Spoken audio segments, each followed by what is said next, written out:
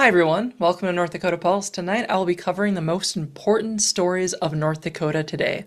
What I'm pulling up on the screen right now is a graph showing you in yellow how many people voted. In green is how many people could have voted of the total voting population, meaning that we only had about 62% of our voting population actually vote in our last election. These are bigger during presidential years in general. Outside of presidential years, we've been averaging 40 to 45%. It's not great. But I'm going to break that down further, and I'm going to show you for some of our top statewide elections how many votes went to each of our winning candidates. And you see on the screen right now, split between our senator, our president, our governor, you see about 250,000 votes going to these individuals. And this is really important to keep in context for the next thing I'm about to tell you. We conducted a statewide survey across eligible voters of North Dakota about the official state Pokemon and if it should be Bouffalant. And as you see here, this was effectively what people across our state saw, and they were given the opportunity to vote on this. And I'll show you the results in our next slide. And what you can see immediately is that voter turnout went up to nearly 80% when we were asking about state official Pokemon. And not surprisingly, this Pokemon won in a landslide, getting 370,000 votes from North Dakotans all across the state.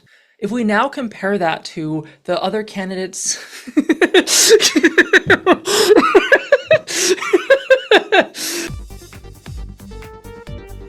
If we compare this to other candidates, Bouffalant was 53% more popular than most of our statewide winning candidates. And even in contested elections, Bouffalant won 75,000 more votes than anyone else in our state. So is Bouffalant going to become our next state Pokemon? Well, not yet. If you look at the bills and the resolutions and you search for Pokemon, there is no bill currently introduced by any of our lawmakers. If you want Bouffalant to rightfully claim its place as our state Pokemon, you have to contact your legislators right now. So that is what's going on with this story, the most important news of North Dakota right now. But I have another story to cover just tonight so you are all aware of it. We all heard that there were a lot of bills coming into our 2025 session. There's been story after story about it. Here's one in September from North Dakota Monitor. And according to the North Dakota Legislative Council, it looks like there's going to be 1,500 bills at least.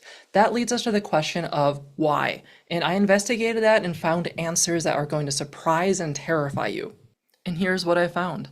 Mike LaFleur announced the House is declaring war on the Senate due to a math loophole that will give the House complete domination within the legislative chambers.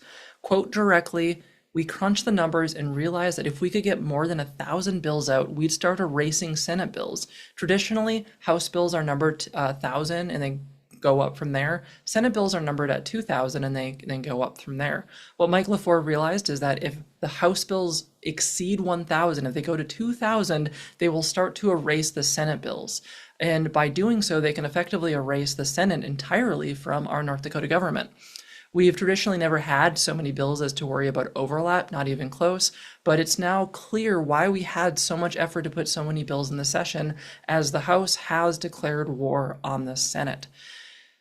This is really big news, so we reached out to Governor Armstrong, who said, and I quote, "I just came into office and I have to deal with this? This is the Y2K of our times," is what he said with the limited time he had to talk to us. This raises several important questions. Many of these questions are very ethical in nature, so I reached out to the Ethics Commission, but they informed me that the complaints they can take are only about matters not related to ethics right now. But I did reach out to Senate Majority Leader David Hugh, who was rightfully concerned, and said that the only thing that the Senate can really do now is continue to add bills in hopes that the House doesn't catch up, and said that we're effectively in an arm race right now for how many bills can be introduced. Given that North Dakota only has an 80-day session, it doesn't seem good for the Senate right now. It really seems like the House will completely erase the Senate at this point. It will be interesting to see if that has any impact on our crossover, but right now I just wanted to give you the update on all that really important news in North Dakota. And just to really clarify, if folks don't get it, these are jokes. This is a satire segment. I'll be doing that for Saturdays just to ease some of the tension. I didn't talk to these folks; they didn't say these things. But I feel like we get very serious during a legislative session, which we should. There's very serious things to talk about, but you have to have a moment to laugh. You have to have a moment to make jokes about these things, or you're gonna burn out. And one of the ways I want to make government more approachable is to play with it, be flexible with it, make fun of it. Because I feel like if we can't laugh, we can't listen either. So that's kind of what I want to introduce. I'll be doing silly stuff like this on Saturday because I don't think anyone's tuning in on Saturday to watch like stuff about the legislative session. I hope you enjoyed it. I hope it was funny. Still, yay democracy, and have a good night, everyone.